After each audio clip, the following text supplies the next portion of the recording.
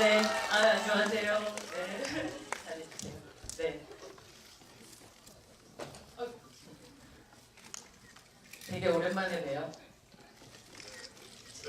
잠깐 지나가다가는 뵙긴 했었는데, 네. 네, 인사 말씀 먼저 부탁드립니다. 네, 안녕하세요. 유준열이라고 합니다. 제가 좋아하는 감독님의 영화가 첫 선보이는 자리이고 또 거기에 대해서 이야기를 나눌 수 있는 자리에 초대해 주셔서 감사하게 생각하고 있습니다. 함께 해주셔서 감사합니다. 또. 네. 네, 그리고 여러분들도 정말 너무너무 힘들게 이 자리에 오셨다고 들었어요. 예매가 시작되고 나서 거의 한 3분 만에 주요 좌석들은 다 1분인가요? 어쨌든 5분 안에 모든 좌석들이 다 매진된 상황이라서 여러분들 스스로 자랑스러워 하셔도 좋을 것 같고 축하드리고 또 함께 하게 돼서 저도 굉장히 영광입니다. 유준열 배우에게 그 고레다요카즈 감독은 또 특별한 의미를 가지고 있죠. 정말 제가 봤었을 때는 어떤 그 틈틈이 이렇게 덕질도 열심히 하시고 계시고 TV도 운영하고 계시지만 덕업일치를 이루시고 계시지만 특히나 이 감독님과의 어떤 인연이라는 것은 또 해를 거듭하면서 조금씩 더 깊어진 것 같아요.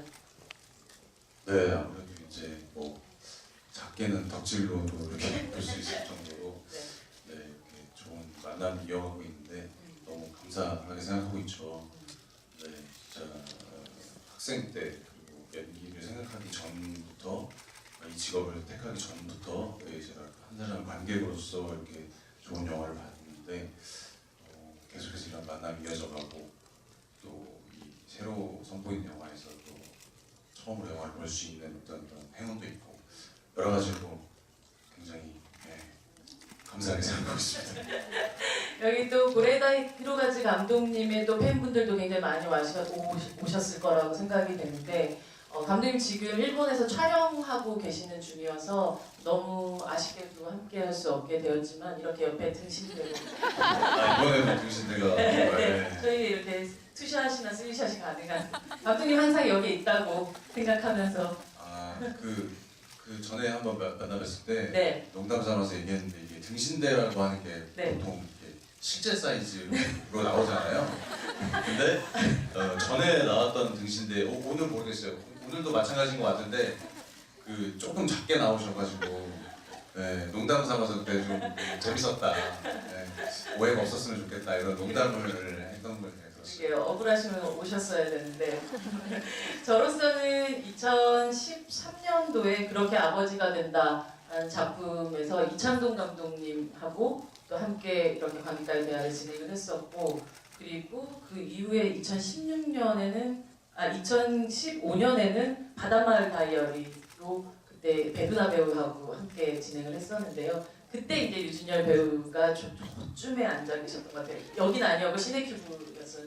저쯤에 앉아 계셔가지고 막 에세이를 손에 흔들었던 기억이 덕질을 하고 있었던 기억이 났고 그리고 또 그 다음 해 이제 또 다시 유준열 배우와 함께 이 자리에 앉아서 또 이야기를 나누게 됐었고 근데 이번에 이제 세 번째 살인이라는 작품으로 저로서는 이제 네 번째 고레다 감독님이 거의 해마다 만드는 영화들을 함께하게 돼서 너무너무 좀 영광이고 오늘 또 영화를 보고 저는 이제 한 2번 정도 영화를 미리 봤었는데 오늘 또 이제 처음 영화를 보시게 됐잖아요. 그래서 어떤 느낌이셨는지 어떻게 보셨는지도 궁금합니다. 그동안 감독님 작품들 보면 역시 그 다큐멘터리로 시작을 하신 감독님답게 그전 작품들이 이제 좀 다큐적인 요소가 많이 있었고 거기에 대해서 되게 흥미 있게 봤는데 이번 영화는 제가 생각한 바로는 좀 극영화가 될 것이다 라고 생각을 하고 객석에 앉았었는데 극영화에도 불구하고 역시나 그 다큐멘터리적인 요소들 여러 가지 공존해 볼 것들을 던져주셔서 명불허전. 명불허전. 네.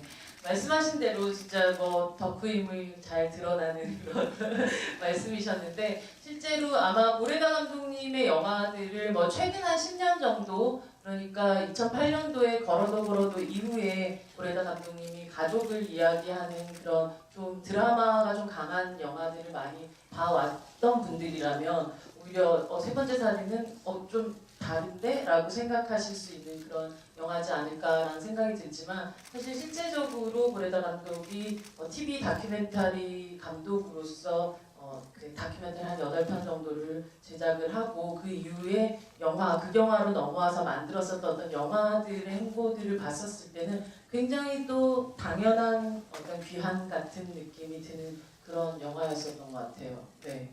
근데 영화 끝까지 보다 보면 사실 계속해서 자신 스스로가 이게 도대체 어떻게 될 것인가 그리고 무엇이 진짜 진실인가에 대한 부분에 대해서 의심하고 또 그리고 결론 내고 또다시 의심하게 되고 이런 과정들이 되게 반복되지 않으셨어요? 결론을 냈다기보다는 좀 이렇게 따라가고 있었어요.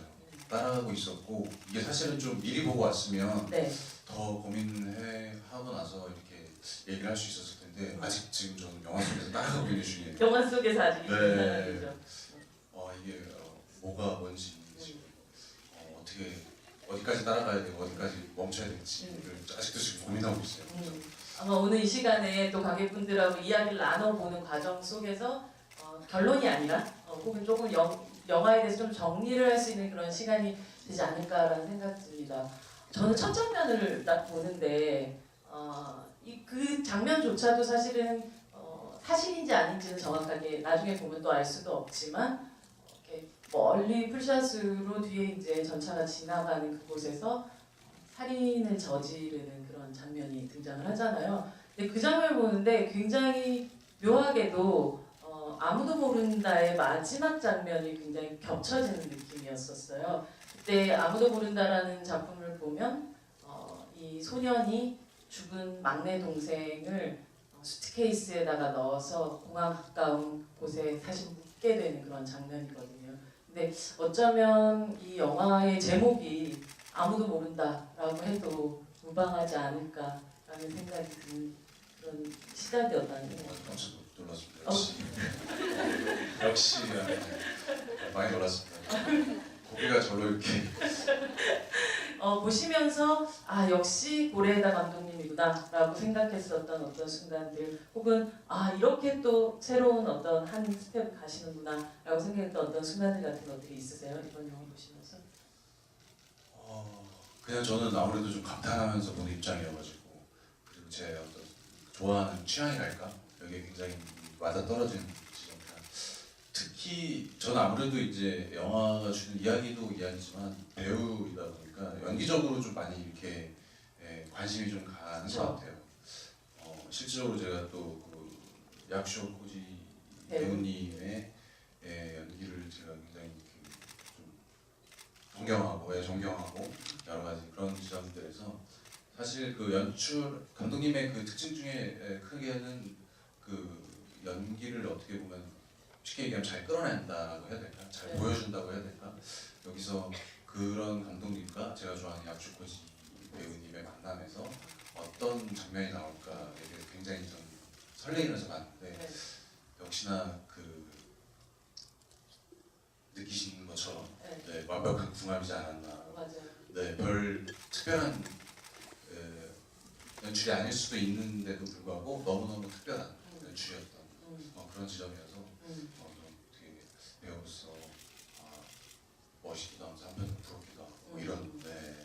사실 야쿠쇼코지는 뭐 이 영화 속에서도 그 전 영화들도 마찬가지지만 그냥 징글징글하면서도 너무 덤덤한 연기를 처음에 왜 이런 연애를 왔었을 때 이렇게 등장할 때 보면 왜 그냥 뭐 아버님이 아이고 친구들 놀러 왔냐 이런 방식으로 들어오시잖아요. 아예 이렇게 뭔가 이런 자기가 큰 일을 저지른 사람인 것 같은 느낌이 전혀 안 드는 느낌으로 좀 힘을 딱 빼고 등장부터 하셔서 굉장히 놀랐었던 그런 저는 이제 영화 처음 봤었을 때 그런 기억이 나는데요. 사실 가장 아마 좀 감정이입을 한 사람은 오히려 효과마 마사하루가 아닐까라는 생각이 드는 게 이 배우를 앞에 놓고 연기를 하는 사람의 입장이라는 걸 배우로서 많이 또 느껴봤을 거고 예를 들면 침묵에서 이제 최민식이라는 배우를 앞에 두고 그렇게 반말을 막 하면서 하지만 굉장히 여유롭게 하지만 그게 쉽지 않은 순간이었을 거란 말이죠. 근데 그런 어떻게 보면 큰 배우들, 우리가 이미 알고 있는 완성형의 선배라고 할 수 있는 그런 배우들을 앞에 이렇게 놓고 앞에 대하면서 연기할 때는 도대체 어떤 마음이 드나요? 그 배우님과는 저는 좀 비교하기에는 아무래도 좀 연배도 차이가 있으니까 그렇긴 하지만 그래도 제가 최민식 선배님과 연기할 때 느꼈던 지점과는 비슷한 걸 느끼셨을 거라고 생각을 해요. 네. 사실 저는 그 이 영화에서 진짜 기대했던 부분은 약식 지와 배우님과 고레아 감독님의 만남을 사실 저는 많이 기대를 했었는데 뭐 아까 말씀드렸던 것처럼 역시나 제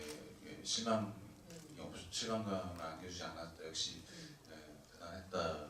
플러스 후야마 배우님의 네.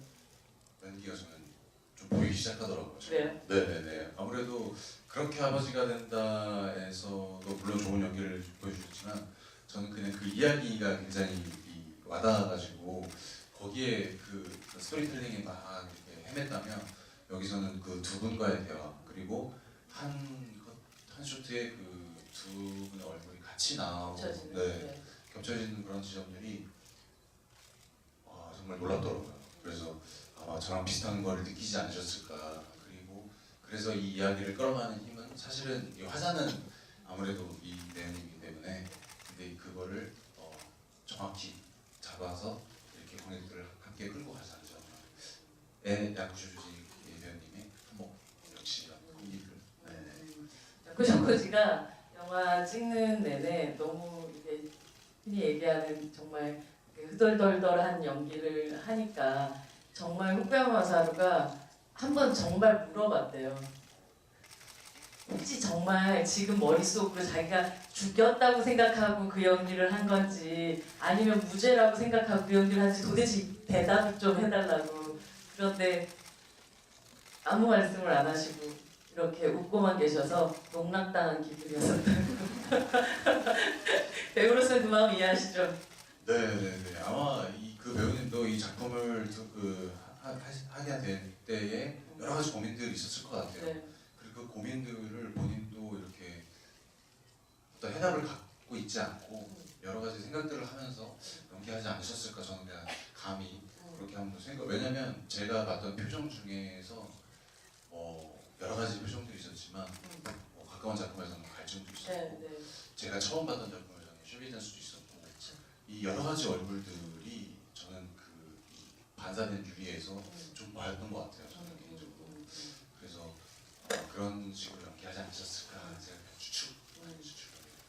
촬영 감독님이 제안을 한 그 샷이라고 해요. 이 두 사람이 이렇게 면회실에서 얼굴이 서서히 겹쳐지다가 또 멀어지기도 하고 그게 사실은 심리적으로 두 사람이 어쩌면 이해라는 걸 할 수 있거나 이 사람의 마음을 알고 있다고 가까이 갔다고 생각하는 순간에 겹쳐졌다가 다시 마음이 내가 속았나? 라고 생각하는 순간 다시 멀어지기도 하고.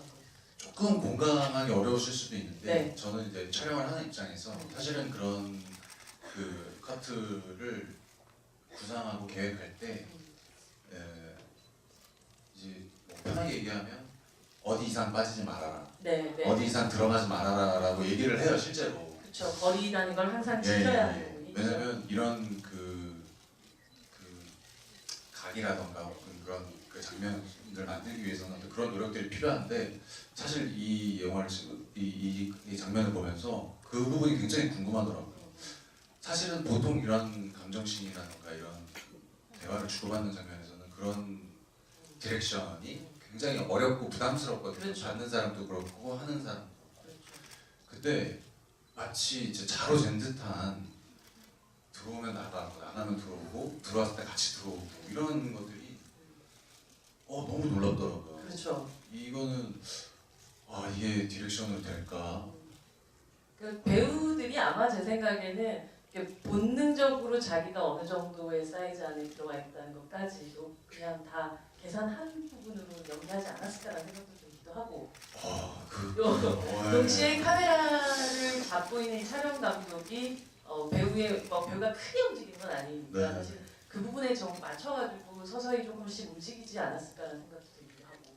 네, 그건 이제 사실 감독님에게 직접 여쭤봐야 되는 부분이기도 하잖아요.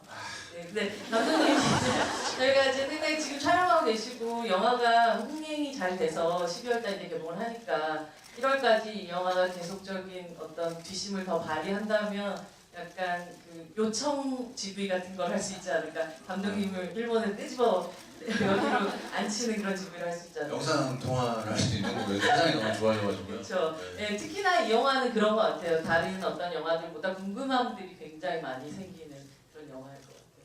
머릿속으로 아직도 조금 복잡하다고 얘기를 하셨는데 가장 큰 지금 저게 뭐였을까라고 생각되는 부분은 뭐였어요? 혹시 의문 머릿속으로 가장 크게 가지고 있는 부분? 저게 뭐였을까요? 네, 이 영화 속에서 지금 보고 나서. 그러니까 사실은 감독님이 이제 함께 하실 줄 알았어요 저는. 네. 근데 뭐 못 오신다는 얘기를 이제 얼마 전에 듣고 뭐 그래도 이제 함께 전 개인적으로 덕질을 하고 싶으니까 잘하는 얘기인데 근데 영화가 딱 끝나고 나서 이제 뭐 이렇게 정리하는 그 순간에 감독님이 안 계신데 어떻게 이 GV가 말 그대로 이제 질문을 주고받아야 되는데 어떤 답을 드려야 될까 그러니까 굉장히 고민이 되는 영화더라고요. 추측의 GV 그리고 토론의 GV를 한번 네네네. 저희가 한번 열심히 해보도록 해요. 네네. 네. 그러니까 이제 뭐 시네마토프나 뭐 이런 여러 가지가 있는데 네. 네 그래서 이제 그런 부분에 좀 부담이 있는데 음. 저는 개인적으로 이 영화가 어떤 것을 믿을 것인가에 대한 뭐 침묵 얘기를 안 할 수가 없죠. 네. 네. 많이 겹쳐지는 부분들이 네. 있었던 것 같아요. 네네네. 근데 이제 비슷한 지점으로는 믿는 그것을 보고 믿는 사람의 그 마음인 것 같아요. 이 마음을 어떤 마음으로 그것들을 보느냐, 믿는 것을 보는 것이냐, 보는 것을 믿는 것이냐. 그것들조차도 다 아닐 수도 있는 거죠. 영화 속에 나왔던 코끼리를 만지는 눈이 먼 사람들의 이야기처럼 귀를 만지는 사람과 코를 만지는 사람이 네. 정말 다 다른 무언가를 봤다고 네. 생각할 수 있는 거니까. 네네. 사실은 그걸 얘기했을 때 자기 그 얘기 안다 그랬을 때 난 몰라 맞아 얘기해줬으면 좋겠는데 순간 그런 생각이 들었지만 뭐 뒤에 이제 얘기를 해서 이해했죠. 네. 그 이야기가 이제 간략하게 어떤 로브라인처럼 이렇게 딱 떨어지는 이야기 중에 하나인 것 같아요. 그래서 저도 거기에 대해서 공감을 하고 과연 무엇을 믿을 것인가. 사실 영화는 그 사실이라는 것과 진실이라는 것이 굉장히 또 차이가 있을 수도 있다는 생각을 하면서 보게 됐던 그런 영화기도 해요. 누가 살인을 저질렀는지 그것의 진범이 누구인지 혹은 누가 누굴 속였는지 아닌지 뭐 이런 부분보다 이 내부에 들어갔을 때 이 사람들의 진실은 무엇인가에 대해서 조금 더 집중하면서 보아야 되는 그런 영화라는 생각이 들고 여러분들하고 좀 이야기를 좀 이후에 나누면서 좀 머릿속으로 좀 여러분들이 좀 생각을 하고 계셨을 때 이제 궁금한 것 같은 것들 아주 사소한 플롯 같은 것들도 좀 던져주시면 제가 또 답할 수 있는 부분들을 좀 답해가면서 가면 되지 않을까라는 생각이 들어요. 이 영화는 원래 만들어지게 된 게 그렇게 아버지가 된다는 이 영화 안에 보면 또 법적인 싸움 같은 것들이 굉장히 많이 있잖아요. 그래서 이제 그때 그 자문을 구하던 변호사랑 같이 밥을 먹는데 이제 TV에서 이런 어떤 그런 리포터들 그러니까 기자들이 나와가지고 어떤 법원 앞에서 이런 이야기를 하는 거예요. 뭐 어떤 사건이 1심 판결이 났고 뭐 항소했다 뭐 이런 내용을 전하면서 이제 이로써 진실을 추구하는 자리는 지방법원에서 고등법원으로 넘어가게 됐습니다. 이런 말을 딱 했다고 해요. 그러니까 갑자기 거기 그 얘기를 듣던 이제 변호사분이 진실을 추구하는 게 법정이 아니고 변호사 입장에서는 그냥 이해를 조정할 뿐이지요 라는 얘기를 했었대요. 그러면서 우리가 흔히 법이라고 생각하는 거는 정말 진실이 무엇인지를 밝혀주는 곳이라고 생각하지만 인간이 만든 법이라는 걸 통해 가지고 우리가 다른 인간들에 대해서 할 수 있는 것들은 그들의 이해를 조정하는 것 외에 무엇을 더 할 수 있을 것인가. 이 영화에서 보면 계속 어떤 사형도에 대한 이야기도 나오고 그러니까 인간이 단죄할 수 있는가 그리고 그 단죄한 그 그 죄를 형량을 주고 혹은 아니면 이 사람이 유죄다 무죄다를 판단했었을 때 그것이 정말 맞는 것인가 아닌 것인가에 대한 질문들을 감독님 스스로도 계속 해왔던 것 같고 그게 이런 아주 극단적인 사건을 중심으로 해서 이야기를 풀어나가게 된 것 같아요. 그래서 아마 이 영화 보시면서 지금 이 사건이 도대체 어떻게 된 것인가 굉장히 또 궁금한 부분들이 되게 많으실 텐데 관객분들하고 얘기를 조금 해가면서 저희도 또 이야기를 좀 계속 나눠갔으면 좋겠습니다. 네. 손 들어주시면 네. 네. 여기로 바로 갈게요. 네. 여기가 워낙 커가지고요. 지금 아마 마이크 2개에서 엄청 빨리 다니셔야 될 것 같아요. 네, 안녕하세요. 안녕하세요. 네. 저는 약간 영화의 제목에 대해서 궁금증이 생겼는데 이게 실질적으로 여기서 나오는 살인은 그 이전에 홋카이도에서 죽인 거 한 건이랑 이번에 그 공장 사장님이 죽은 그게 두 번째 살인이라고 생각을 했어요. 그러면 여기서 제목이 말하는 세 번째 살인은 무엇일까 좀 궁금했고 그 약간 미스미 자체가 사형을 당하니까 이게 세 번째 살인을 의미하는 건가 하는 생각이 들었어요. 그래서 이 살인은 누구를 향한 살인인 것이고 누가 살인을 한 것인지가 좀 궁금합니다. 사실 이 질문에 대한 답은 감독님이 뭐 비슷한 아니 그것도 아니 감독님 비슷한 그 이 질문에 대한 답을 하신 걸 제가 이제 읽은 게 있어서 그 부분은 말씀드릴 수 있는데 이제 말하자면 감독님 좀 열어놓고 있는 그런 상황이고 말씀하셨던 방식으로 추측을 하는 것도 무방하다 이게 감독님의 정확한 워딩이긴 했었어요. 실제 첫 번째 살인은 30년 전인 86년도에 이 채권자 2명이 죽여서 주변에 2명을 죽여서 돈을 빼앗고 주택 방어한 사건. 이때 이제 살인이 일어나게 되죠. 미스미가 벌였던 사건이 될 테고 그 부분에 대해서도 우리가 또 알 수 없는 부분이 있겠지만 두 번째 살인은 이 공장장의 죽음이 되겠죠. 그리고 나서 이제 세 번째 살인이 이 영화 속에서 그럼 세 번째 살인은 등장하지 않는데 세 번째 살인은 뭐지? 왜 이게 세 번째 살인이라는 제목을 가지고 있지라고 궁금하신 분들이 꽤 많으실 텐데 어떤 법이라는 이런 제도 특히나 일본에서는 여전히 사형 제도가 있기 때문에 그것을 내렸을 때 벌어지게 되는 사회적 살인 같은 것들을 얘기를 하는 것 같아요. 제가 봤을 때도 가장 그게 유력한 추측일 수 있을 것 같고 그 중에서 그 추측을 감독님이 깔아놓은 어떤 증거들이 있는 것 같아요. 보면 실제 한국의 포스터는 이렇게 되어 있죠. 근데 일본 포스터를 보면 이 세 사람의 얼굴에 피가 묻어 있어요. 하나씩. 그리고 보면 처음 장면이 시작이 되면 야쿠쇼코지가 피를 닦잖아요. 자기가 탁 튄 피를 닦는 장면이 있고 우리가 이야기가 진행이 되면서 히로세스즈가 다시 닦는 장면이 등장을 하죠. 그리고 나서 모든 판결이 끝나고 나서 후쿠야마가 나오면서 그 법정 앞에서 그때 피는 없는데 뭐 이렇게 뭔가 비인지 눈물인지 뭔가 이렇게 닦는 장면이 나오거든요. 그래서 어떠한 그 판결이 내려지고 이 사람은 결국 사형을 당할 거라는 것들이 이제 모든 게 명백해졌었을 때 이렇게 후쿠야마 마사루가 이렇게 닦는 그것이 피인 느낌으로 이제 연출이 되었다고 보여져요. 그래서 결국은 이 사회가 한 사람을 또 한 죽였게 됐던 그 사건에 대한 게 세 번째 살인이 아닐까라는 생각이 듭니다. 네. 또 질문 있으시면 이번에는 유준열 배우님께서 이렇게 저요 이렇게 함께 한 배를 타고 가는 거예요 저희가. 지구이라는 한 배를 타고. 지구라는 한 배를 탄 우리는 법조인 같은 그런 마음을 네. 한 분. 제가 네. 여기 앞에. 네. 네. 어머. 열심히.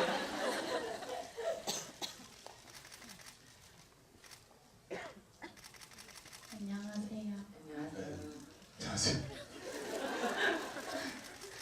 그 감독님 작품을 다 본 건 아니지만 기존의 작품 스타일하고 좀 다르다고 느꼈던 게 연출에서도 그렇고 기존에 봤던 영화는 좀 희망찬 분위기기도 하고 그리고 뭐 시간적인 배경도 여름, 뭐 봄 이렇게 좀 따뜻한 느낌이 많이 강했는데 이번에는 되게 추운 겨울을 공간적 배경으로 하고 있고 뭐 의도를 하신 건지 모르지만 그래서 기존에 뭐 말하고 해서 뭐 가족 이런 의미랑은 되게 다른 걸 말한다는 느낌이 들었어요. 근데 그럼에도 불구하고 뭔가 기존의 작품과 혹시 관통하는 그런 공통된 지점이 있다고 생각하시는지 듣고 싶습니다. 유진열 배우님은 어떠셨어요? 덕분으로서.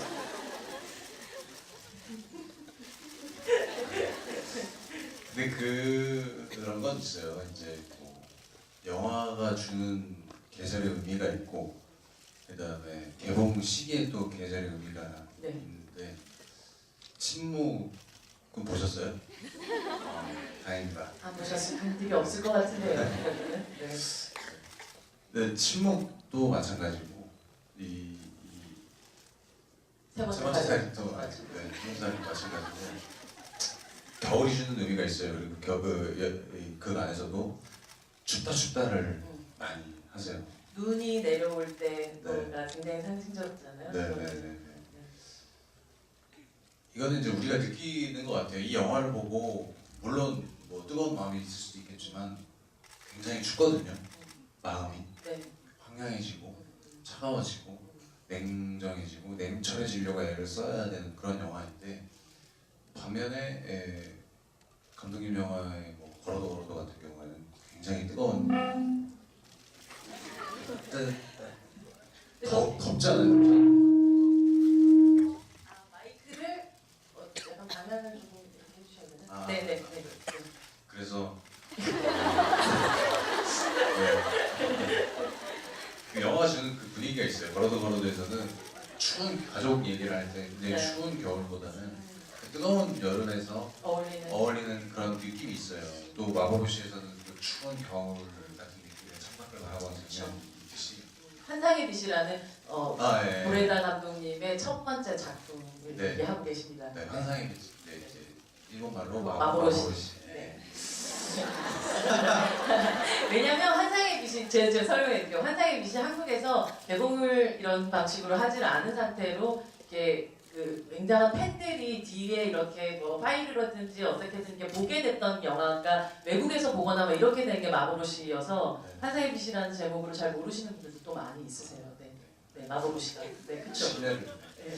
어떤 그런 영화가 주는 계절의 의미가 있을 것 같아요. 그래서 그거를 좀 더 효과적으로 볼 수 있는 방법이지 않았을까. 그래서 역시나 감독님은 겨울을 선택하신 것 같고, 그랬던 것 같아요. 개봉 시기도 마찬가지로 침묵도 사실은 제 영화라서 편하게 얘기하면 그 계절감이 주는 느낌이 있잖아요. 겨울에 있었던 사건, 그리고 태국으로 갔을 때 그 뜨거운 태국, 그리고 이 개봉할 때 우리가 볼 수 있는 이게 뜨거운 여름에 개봉한 침묵이었다면 또 다른 느낌이 있었을 건데, 이런 여러 가지 것들을 고려했을 때 연출적으로 그런 계절을 이렇게 능숙하게 사용하지 않으셨을까라고 생각합니다. 계절에 대한 설명은 유진열 배우님께서 해주셨던 얘기가 되시긴 할까 하는 생각이 들고요. 고레다 감독의 영화와 이 영화가 그 전에 만들었던 영화가 아주 다르다라고 저는 뭐 이렇게 본다기보다 세계가 조금씩 확장되어 간다라는 생각이 들고요. 또 아까 제가 뭐 아무도 모른다라는 제목을 붙여도 무방한 영화다라고 했지만 또 그렇게 아버지가 된다라고 붙여도 무방한 부분도 있죠. 너무 멋있으신 것 같아요.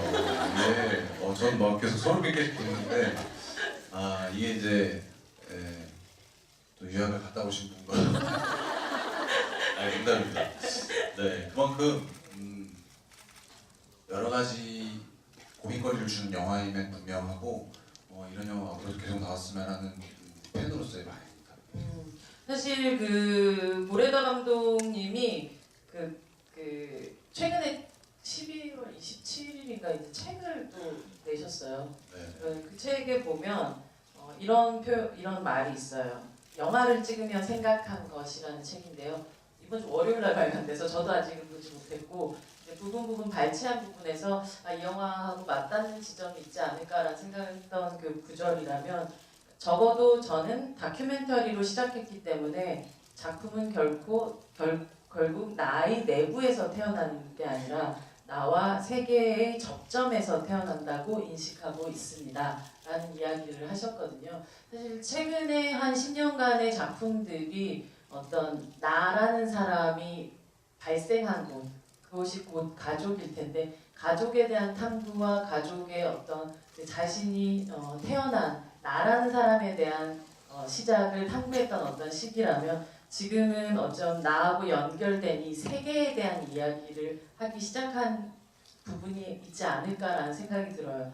이 세 번째 살이라는 작품은 뭐 아버지와 딸의 이야기이기도 하고 또 아버지가 그 아이들에게 해주지 못했던 미련, 그러니까 굉장히 보면 미안하다는 얘기를 하잖아요. 자기 딸에게 전화를 해서 그렇게 아버지가 되시잖아요. 또 이분은 다시 한번 그런 어떻게 가족에 대한 이야기 혹은 아니면 그 자신하고 연결된 가장 가까운 혈육에 대해서 생각하는 부분이 있지만 동시에 이 공동체 이제 세계 안에서 연결된 이 인간들과의 관계를 어떻게 또 맺어갈 것인가, 인간이 인간을 단죄할 수 있을 것인가, 그 단죄에서 법이 가장 최선의 방법일 것인가, 뭐 이런 것들로 점점점 이야기의 세계를 확장시켜 나가는 부분이라는 생각이 들어요. 갑작스럽게 장르가 바뀌었다거나 혹은 아니면 감독님이 변했다거나 저는 이렇게 생각하지는 않습니다.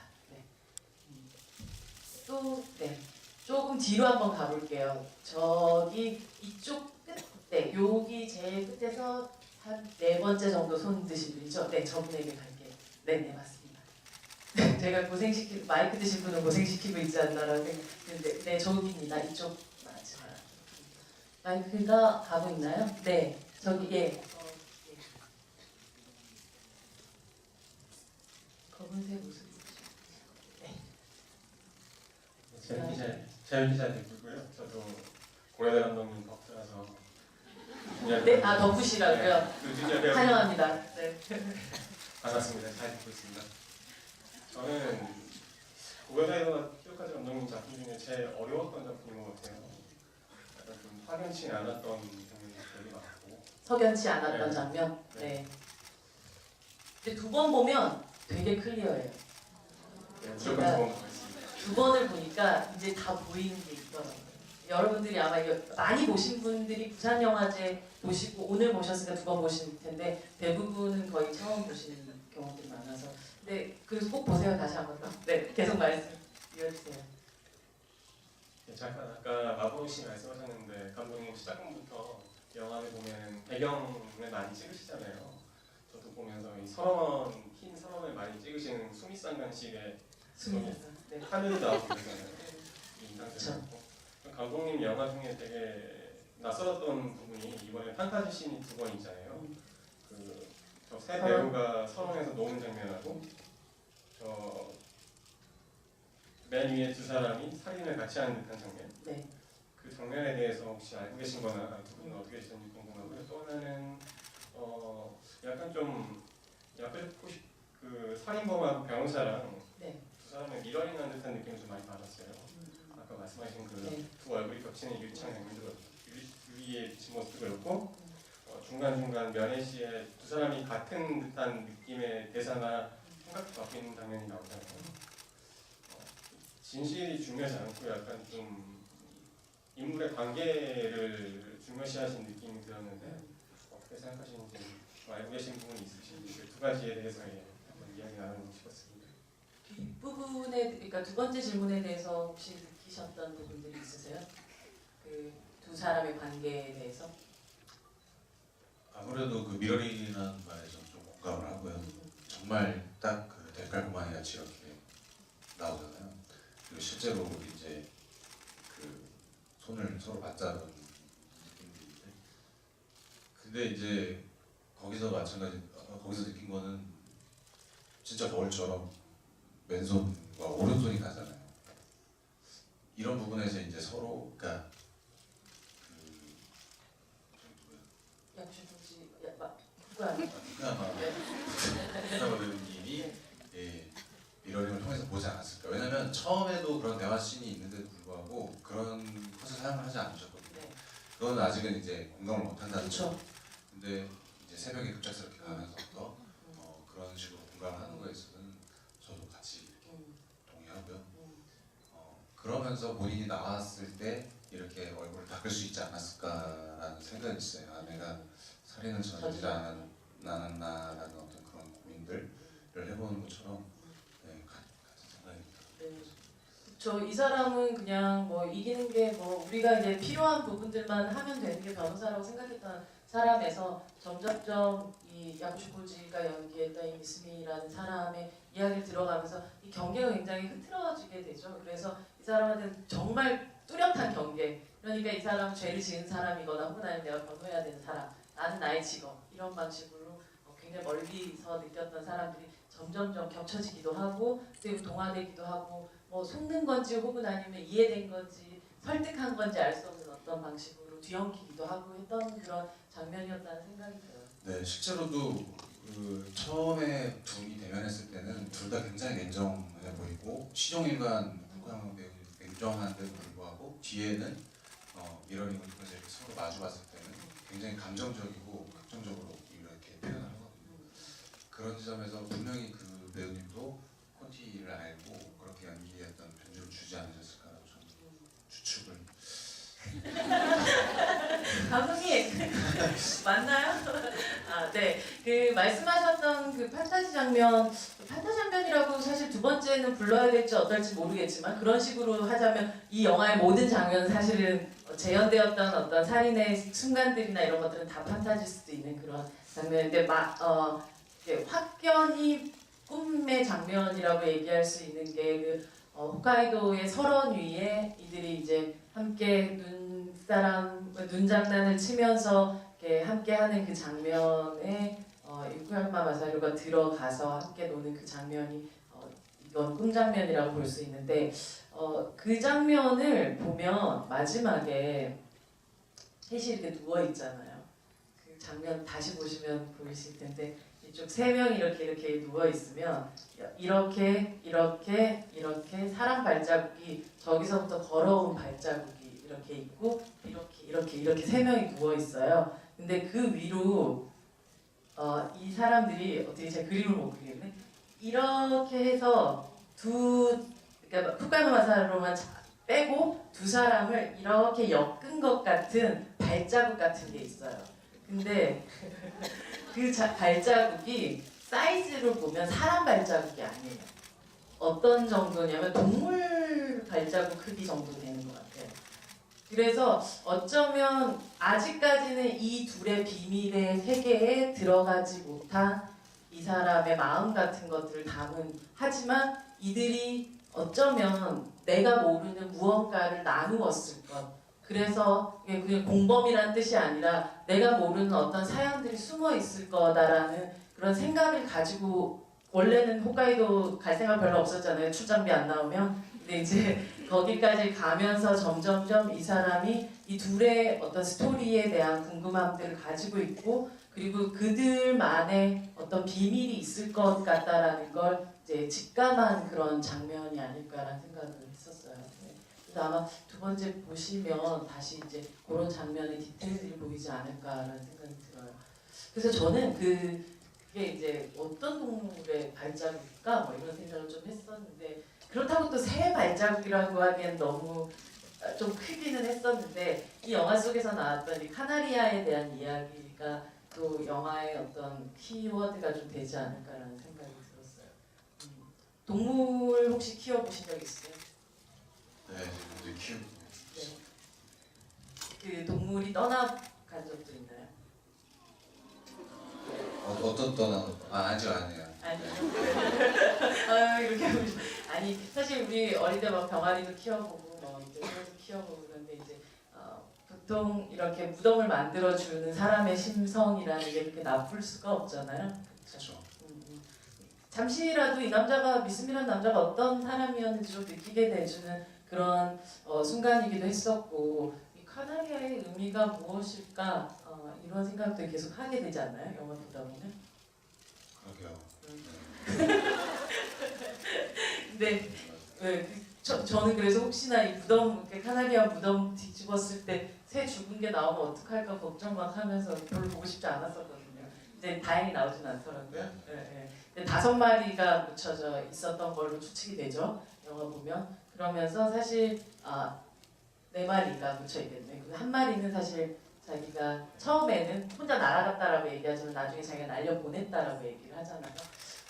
만약에 지금 끝까지 마지막에 한번 이분이 미스미가 뒤집는 그런 얘기를 하지 않았다면 우리는 아마 후베아마마사루처럼 이 이야기를 끝까지 그렇게 아름다운 미담으로 믿었겠죠? 저는 사실 그게 좀 진실에 더 가깝다고 생각을 하긴 하는데 예, 그때 떠나보낸 그 한 마리의 카나리아가 히로세스즈가 아니었을까라고 생각이 들어요. 어쩌면 자비는 이미 어차피 얘네들은 풀어줘봤자 거기 이제 새롭게 살지도 못하니까 그냥 죽여버렸다고 생각을 할 거야. 아마 한 마리 병 들어서 죽고 그 다음에 남은 애들 그냥 같이 죽이지 않았을까 생각이 들고 그 순간에 약간 이렇게 뭔가 새 같은 애들을 목을 조르는 것 같은 손짓을 좀 하거든요. 근데 하거든요. 근데 그랬을 때 나는 그냥 어차피 30년 가까이 이렇게 어차피 세상으로 나가봤자 날아가지도 못한 새처럼 그냥 여기서 그냥 감옥에서 사는 거가 그냥 나의 인생이라면 이 아이에게는 그냥 새로운 삶을 내가 대신 다 뒤집어 쓰더라도 주고 싶다 하는 마음이지 않았을까라는 생각을 하면서 이제 사실은 끝까지 이렇게 보고 결국 다 그렇게 따라가게 되잖아요. 그렇죠?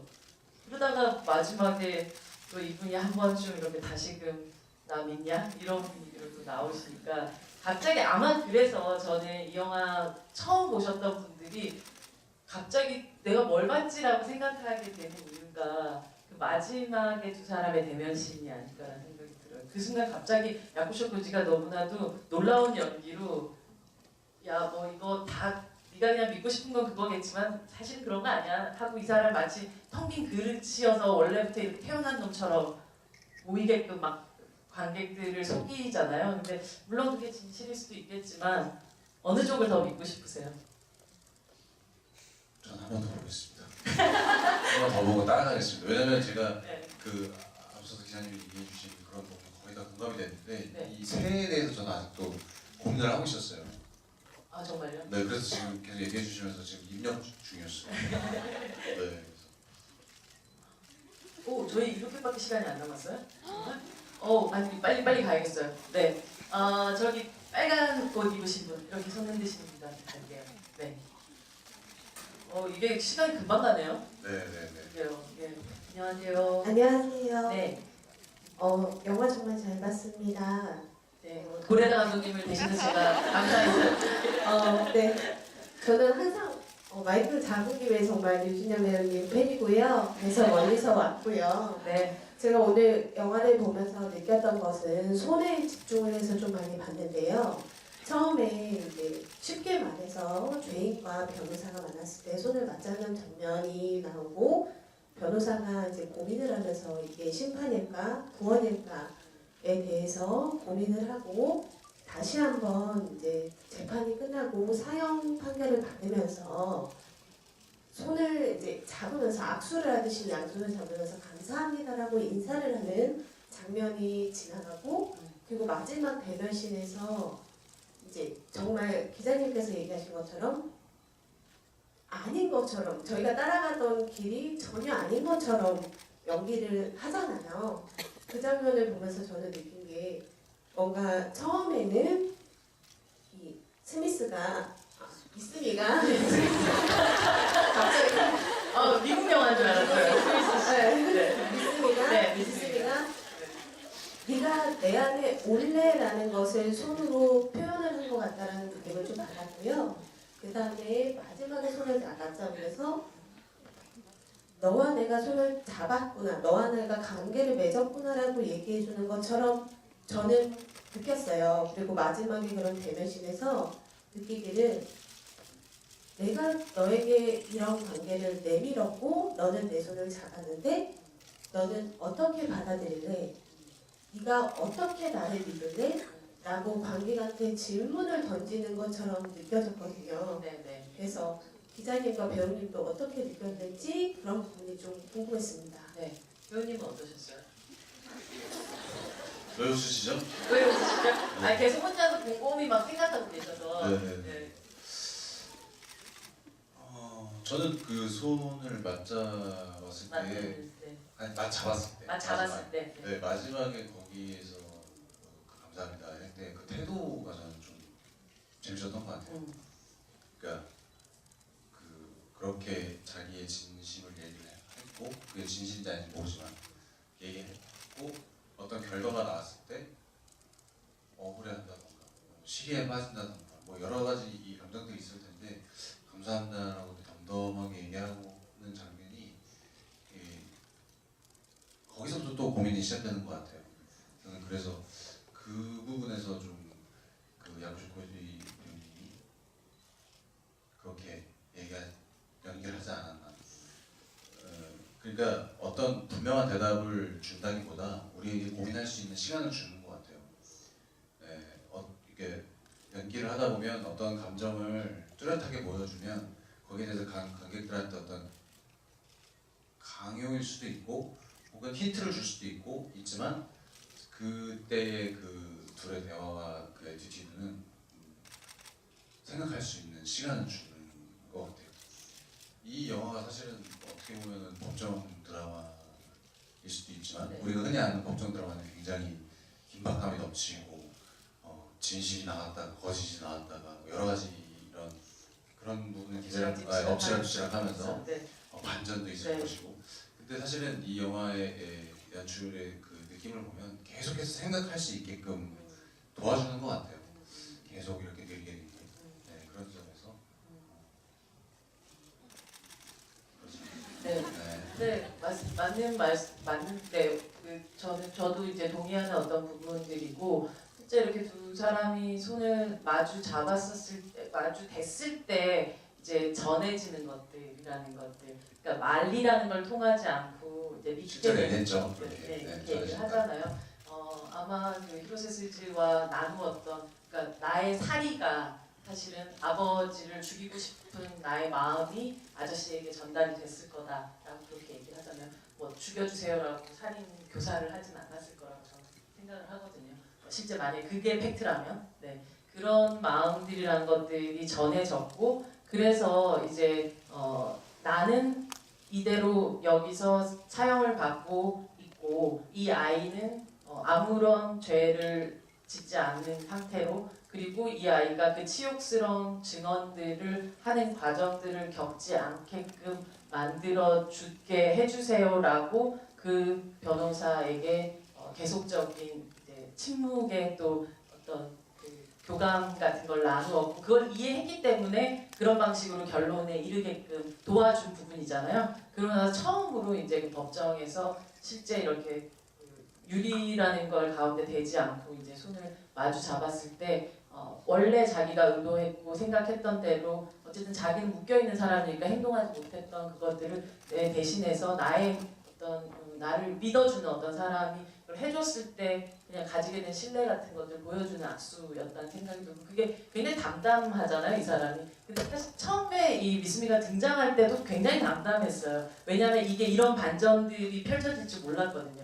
아마 이 변호사가 오지 않았으면 그 약간 나태한 뭐 동료들에 의해서 이건 그냥 명백히 자기가 자백을 한 사건으로 빨리 종료됐었을 일이 사실 조금씩 그 진실 안으로 들어가게 되고 커지게 된 상황이라서, 그러면서 결국 이 아이의 입에서 자신의 성폭행 사실 같은 것들이 드러나게 되는 것이 본인이 절대로 원했던 결과가 아니었을 거라는 생각이 들고, 그것이 결국 이 아이랑 마지막에, 그러니까 그래서 그 법정에 아이가 계속 있잖아요. 그랬을 때 얼굴을 한번 보고 가나 눈빛을 한번 마주치고 가나라고 좀 그걸 생각하면서 보고 있었는데 결국 그냥 가더라고요. 그냥 이제는 더 이상 이들의 관계 안에서는 그런 것들 필요 없어진 상태라는 느낌이 들었었고, 그만큼의 믿음이 쌓였던 사람들이 가능한 어떤 범죄였다는 생각이 들기도 했었고, 그래서 이제 말씀하셨던 이 손을 이렇게 마주 잡고 그것 변해지고 하는 부분이 감독님이 많은 큰 상징으로 쓰셨던 그런 장면이 아닐까라는 생각이 듭니다. 네, 저희 근데 시간이 진짜 거의 다 돼서 한 정도만 들어도 될까요, 질문? 안 돼요. 네네. 근데 이게 영화가 뭐 진짜 너무 궁금한 것들이 많아지는 영화잖아요. 네네. 그러다 보니까 이거 별 얘기 안 한 것 같은데도 이렇게 시간이 훌쩍 갔습니다. 그러니까 이걸 한 번 더 해야 될지 모르겠어요.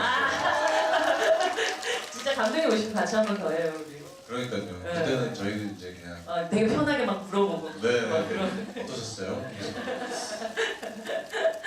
너무 아쉬운 부분들도 많으실 테고 또 더 궁금한 점들이 더 많이 생기셨을 수도 있는 그런 시간이 아니었을까라는 생각이 드는데요. 오늘 또 함께 하셨던 또 마지막 또 인사 좀 부탁드립니다.